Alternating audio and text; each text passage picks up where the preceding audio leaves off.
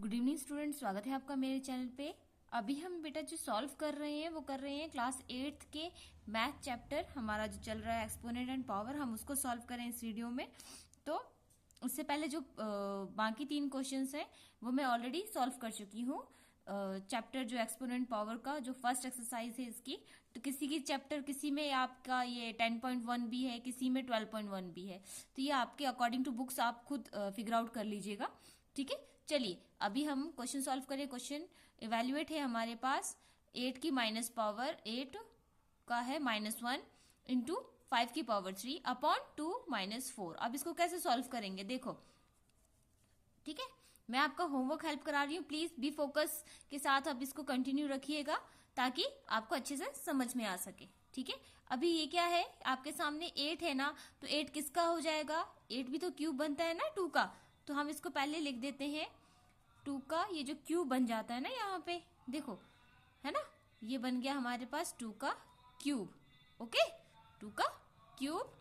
फिर हम कर देते हैं इसको -1 इंटू 5 की पावर 3 अपॉन 2 की पावर -4। पहले तो हमने इसको ऐसे सॉल्व किया। अब आप क्या करोगे, जब भी आपके पास इस तरह से सम आता है, किस तरह से, ये जो a की पावर है सेम हम इसको पहले तो a अगर m है नेगेटिव में तो हम इसको कन्वर्ट कर सकते हैं। ये भी a है और ये भी a है ना, दोनों सेम कर रहा है। हम इसको कन्वर्ट कर लेंगे तो क्या बन जाएगा 1/a की पावर m। वैसे ही हमने इसको कन्वर्ट किया तो क्या हो जाएगा, 5 को आप अलग रखो क्योंकि ये दोनों कॉमन है इसलिए। तो आपने क्या किया, 2 को 4 ऊपर किया और 2 का 3 कर दिया। जब भी ऐसा कभी होता है तो मल्टीप्लाई करते हैं हम इस तरह के सम को, ठीक है। तो हमने ऐसे किया और इंटू 5 तो वैसे का वैसा ही रखा हमने, ठीक है। अब आई समझ में, ये अलग से फॉर्मूला हमने यूज किया। अब आप क्या करोगे कि आपके पास जब ये है, अब यहाँ पे क्या करोगे, ये दोनों डिवाइड कर रहे हैं तो यहाँ पे एक और आपकी लॉ लग जाएगा। कौन सा?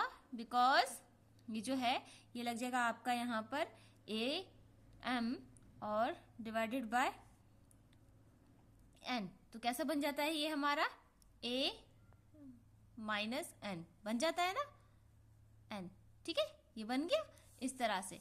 तो हमने क्या किया यहाँ पर 2 को 2 में से 4 -3 इंटू 5 की पावर 3, इस तरह से है ना, इस तरह के रूल से हमने ये किया।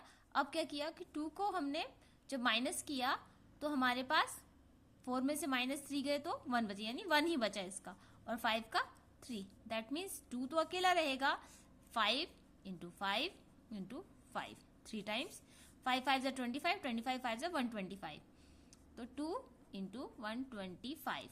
दैट मीन्स ये आ गया आपके पास 250 आंसर, इस तरह से, ठीक है। वैसे ही आगे आते हैं हम, आपके सामने है 5 की पावर -1, 2 की पावर -1 और 6 की पावर -1। अब इसको कैसे सॉल्व करेंगे देखो जरा। आपको पहले क्या करना है, जब भी कभी ऐसा होता है कि मल्टीप्लाई है तो आपको एक लॉ लगता है आपका, कौन सा, a की पावर अगर m है और b की पावर भी m है तो आप क्या करते हो, इसमें a b की पावर भी m ही रहती है, ठीक है। इस तरह से हमारे पास दोनों की पावर सेम है तो हम क्या करेंगे, पहले तो 5 की पावर -1 है और 2 की पावर भी -1 है, इसको हम अलग कर लेते हैं, और 6 की पावर -1 तो रहने ही देते हैं। तो ये हो जाता है हमारा 5 2 जा 10 -1, ठीक है। अब आ गया, अब इसको हम इंटू 6 के साथ करेंगे। अब इन दोनों को मल्टीप्लाई करोगे तो क्या बन जाएगा आपका, ये भी वही फॉर्मूला, यहाँ पे सेम लॉ लगेगा यहाँ पे, ठीक है। अप्लाइंग सेम लॉ, ठीक है। तो 6 10 जा 60 -1। अब आया 6 में से, अब ये नेगेटिव है तो पॉजिटिव करेंगे तो ये आ जाता है आपका 60।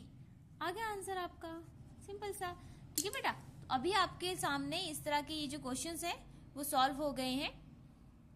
आगे आपको खुद ही सॉल्व करने चाहिए। क्वेश्चन नंबर 4 है, क्वेश्चन नंबर 5 में आपको कल वीडियो में सिखाऊंगी, कल की वीडियो में। तब तक के लिए बाय बाय।